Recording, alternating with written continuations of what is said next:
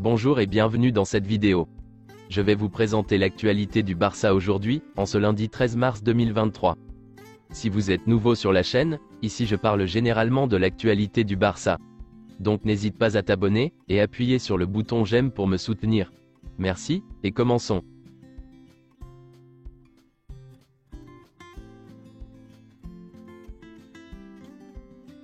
Le Barça jouait contre l'Athletic Bilbao hier dans la soirée, et s'est imposé sur le score de 1-0, et c'est Rafinha qui a été l'unique buteur. Ter Stegen a fait une grande prestation, et a été l'homme du match. Quelques déclarations après la victoire du Barça. Xavi. Nous avons bien joué pendant 70 à 80 minutes, mais dans un stade comme celui-ci, il est normal que nous souffrions à la fin. Il presse beaucoup. Nous avons gagné de nombreux matchs par 1-0, et c'est là que la solidité défensive entre en jeu.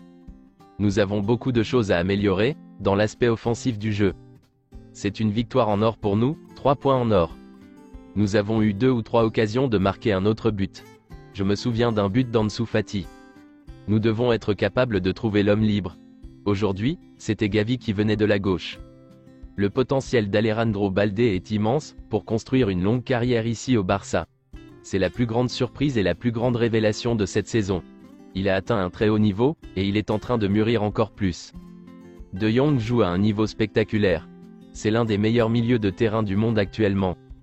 Au début, je n'ai pas vu le ballon de la main, mais on m'a fait savoir que le VAR vérifiait, et je l'ai vu clairement sur l'écran. Je suis fier de la façon dont cette équipe se bat. Aujourd'hui, 10 joueurs sont revenus en courant d'un corner en 3 secondes. Des joueurs comme Gavi en sont l'incarnation. Je suis enthousiaste, car il est très difficile d'y parvenir. Dans le vestiaire, nous n'avons pas parlé de l'affaire Negreira, ni de la question de savoir si nous serons punis en Europe. Nous devons nous concentrer, nous sommes des professionnels. Le président s'est déjà exprimé. Les gens tirent déjà des conclusions de l'affaire Negreira et cela m'attriste. C'est tout ce que j'ai à dire. Ter Stegen. Je suis très heureux du résultat. Nous avons souffert tout au long du match, mais nous savions qu'il s'agissait d'un stade difficile, l'un des plus difficiles de la Liga. Nous avons défendu avec tout ce que nous avions. Il faut gagner des matchs comme celui-ci. Je pense que notre nombre de matchs sans but est le fruit de notre travail collectif récent. Nous avons la VAR pour des choses comme le but d'Iñaki Williams. Alejandro Balde. Nous savions que ce serait difficile. C'est un adversaire difficile dans un stade difficile. Rafinha vit un grand moment. Il nous apporte beaucoup. Il a beaucoup de qualité, et nous sommes très heureux de l'avoir avec nous. Nous avons une différence de points très importante, mais la compétition est encore très longue, et nous devons continuer à gagner. Pablo Torre n'a joué que 27 minutes en Liga cette saison sur les 24 que le Barça a disputé cette saison en Liga. Bonne nouvelle pour le Barça, car d'après certains médias, Pedri est de retour, et sera disponible pour le Classico contre le Real Madrid. Le FC Barcelone tentera de renouveler le contrat d'Ousmane Dembélé, le plus rapidement possible. Le contrat actuel de Dembélé comporte une clause libératoire de 50 millions d'euros. Vitor Roque a bloqué l'offre d'Arsenal, car il attend Barcelone, qui est convaincu que le Barça finira par le recruter. Villarreal a refusé de négocier le transfert de Juan Foyth, dont la clause libératoire est supérieure à 60 millions d'euros. Le Barça n'est pas disposé à payer un montant aussi élevé, et a donc déjà commencé à chercher d'autres solutions.